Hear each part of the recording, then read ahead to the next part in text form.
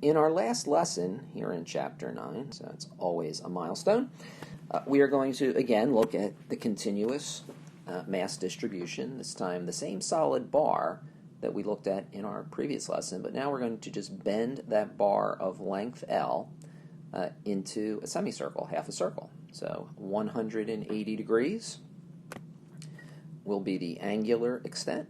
And yes, we are going to have to work in polar coordinates, but we'll get to that in a moment.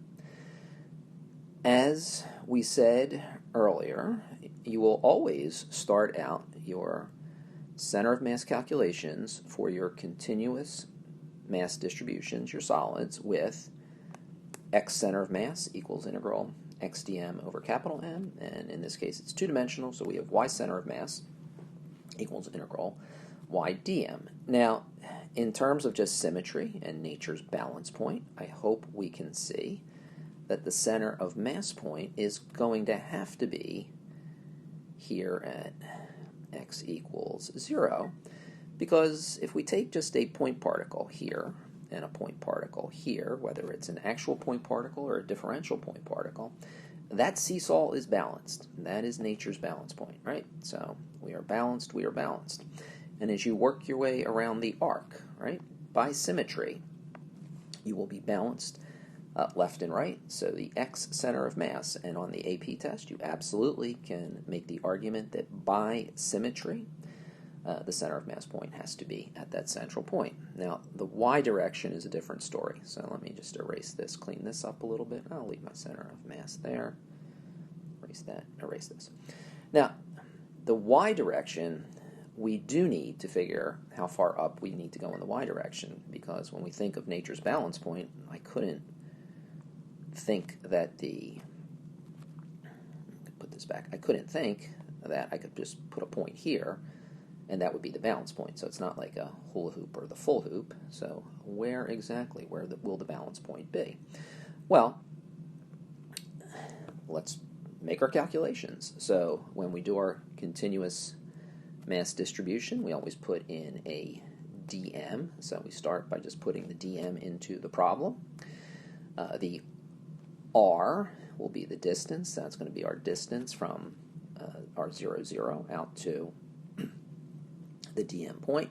Now, that differential mass is going to sit on a differential spatial component, ds, which is the differential arc length. So ds, I guess we should put that in here. ds is the, I have it, arc length, I'm sorry.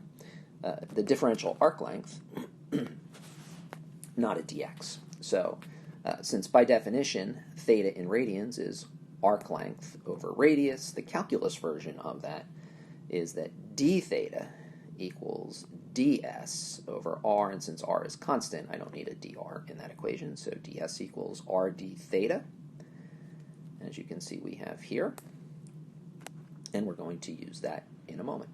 We will always be using density to get rid of the dm and replace it with a spatial variable. In this case, you'll see we're going to convert it to thetas.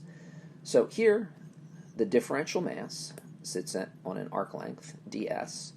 It's still a uniform bar. So the total mass divided by the total length, which is going to be half the entire circle, as we'll see in a moment, is our density equation we're going to use to replace the dm. The ds comes up on the other side, so we get dm is capital M on L ds, and L is half the circle, so that's why I have 2 pi r on 2. I now replace the ds with the r d theta, and I only know to do that by experience, and quite honestly, having previously solved the problem, that solving it in polar coordinates with theta is the best way to do this problem. So we get a lot of nice cancellation. The r's go, the 2's go, and we are going to take this dm equals capital M pi on d theta and substitute it in, as we always do. Oh, I left off my capital M here. Get that in. So there's a capital M here. I added it in down here. When we substitute that in, we lose the m's. Our integration is from 0 degrees to 180, so 0 to pi. The r comes out. Oh, the y variable. I almost forgot the y variable. The r sine theta is my y variable, so I need to substitute that in.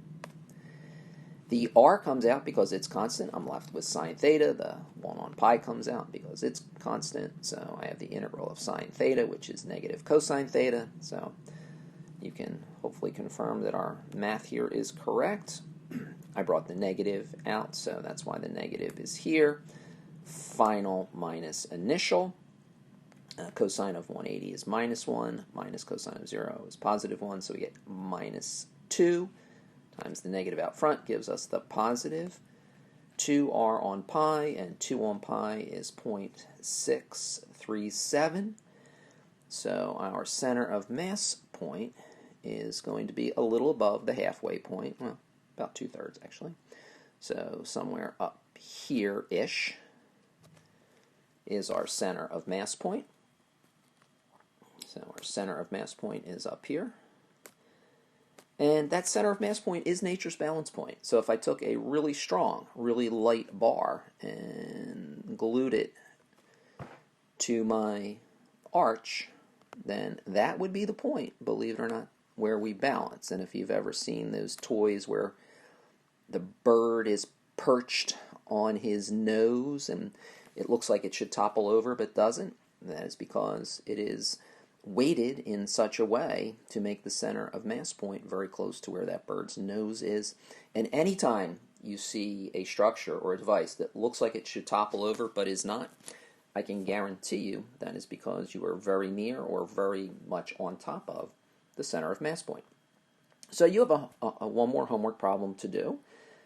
It's going to be the same problem that we're looking at here, except that the angular, your limits of integration are going to change because it's a smaller arc. So you'll see that on the next page. So the two things change. Your limits of integration are going to change in your homework question, and also the L, right? So when you do m divided by L, you can't use the same L on the homework question, and the answer is provided for you, and we will go over the full solution in class as well. And I'm going to erase my added erasures here.